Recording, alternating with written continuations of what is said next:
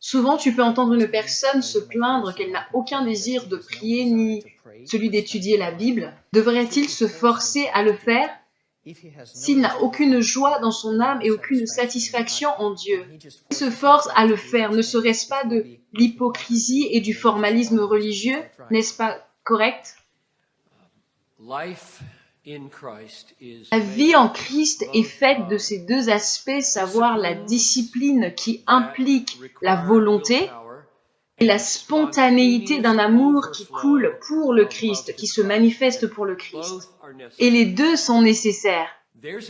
Il y a une différence entre l'hypocrisie et le fait de faire quelque chose pour lequel tu ne ressens pas l'envie de le faire, tout en étant honnête avec Dieu et avec les gens sur ce qu'il en est réellement.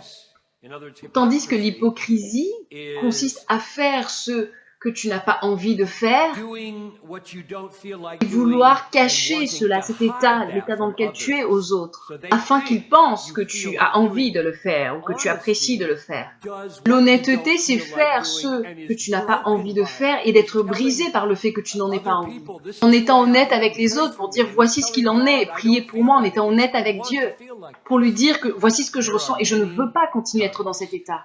Il y a beaucoup de fois où je suis très enclin, très désireux de lire la parole de Dieu contenue dans la Bible. Beaucoup de fois aussi où mon âme est intéressée par un nouveau programme informatique ou par un nouveau gadget que j'ai, de sorte que j'ai moins le désir de lire la Bible.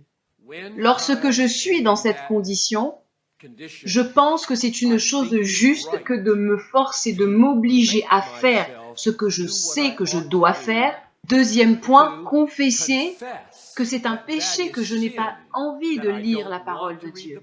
Je confesse que cela est un péché. Et troisième point, je demande à Dieu pendant que je suis en train de lire qu'il me donne sa joie. Lorsque mes sentiments, mon âme est opposée à cela, c'est par la discipline et la volonté que tu fais ce que tu dois faire, comme le fait de lire la Bible.